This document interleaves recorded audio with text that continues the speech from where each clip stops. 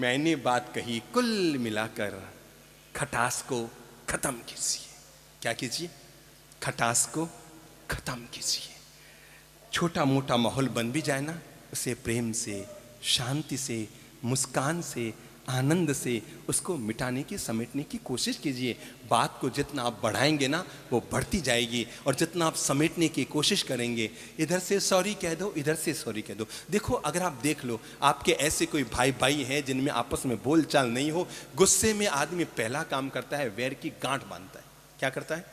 गुस्से में आदमी सबसे बड़ी भूल करता है, बोलचाल बंद, आना जाना बंद। मैंने ऐसे ऐसे भाइयों को देखा है जो एक माँ के पेट से पैदा हुए, ट्विन्स पैदा हुए, पर आपस में बोलते नहीं, मिलते नहीं, एक दूसरे के यहाँ जाते नहीं, एक दूसरे के काम आते नहीं, केस मुकदमे कर रखे हैं छोटी छोटी बातों को लेकर। मेरे भाई, दुनिया में रहना कितना है? 4 दिन की जिंदगी है, 2 दिन बीत गई और 2 दिन बीत जाने वाले हैं। किसकी झकाड़ कर रहे हो? पैदा हुए थे ना धरती पर, तो माँ ने जो पहला कपड़ा पहनाया था उसका नाम क्या था? जबड़ा। क्या नाम था? लंगोट।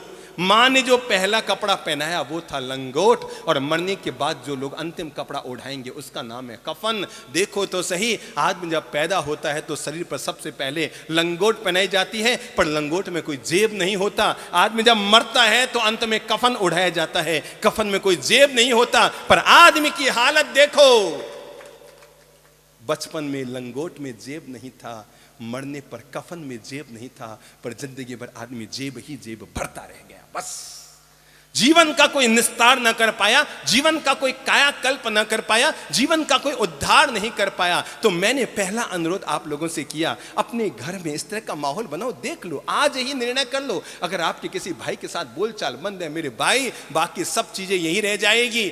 मुझे नहीं मालूम आप पत्नी से जितना प्रेम करते हैं वो प्रेम अगले जन्म तक जाएगा कि नहीं जाएगा, पर अगर आपने अपने सगे भाई से वैर की गांठ बांध रखी है, वो वैर की गांठ जन्म जन्मांतर तक आपका पीछा करती रहेगी, जन्म जन्मांतर तक आपको दुखी करती रहेगी, जन्म जन्मांतर तक आपकी जिंदगी में खटास घोलती रहेगी, जीवन में कांटे उगाती रहेगी, जीवन को नरक बनाती रहेगी। जन्म जन्मांतर तक उसका पीछा आपके साथ चलेगा। इसलिए आज विवेक है, आज सदगुरु का जीवन में साथ है, आज जीवन का पाठ पढ़ने को मिल रहा है, आज ही हम जीवन का फैसला कर सकते हैं। मेरी जिससे बोलचाल बंद है, देरानी से बोलचाल बंद है, मैं क्षमा मांगती हूं, मैं क्षमा करती हूं। मेरे भाई, पाली तना की तीर्थ यात्रा करने के लिए 5000 सीढ़ियां चढ़ना सरल है, तिरुपति बालाजी की यात्रा करने के लिए 10,000 सीढ़ियां चढ़ना सरल है, लेकिन अपने सगे भाई जिससे तुम्हारी बोलचाल बंद है, उसके घर पर जाकर 5 सीढ़ियां चढ़कर उसको सॉरी कहना, यह बहुत मुश्किल है। 5 सीढ़ियां चढ़ना।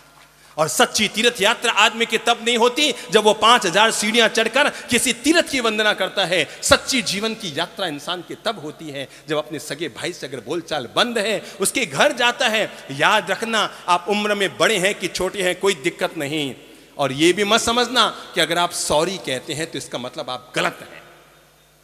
पहली बात तो मैं अभी बता दूं पीछे बैठे भाइयों, अगर आप किसी को सॉरी कहते हैं तो इसका मतलब ये नहीं कि आप गलत हैं।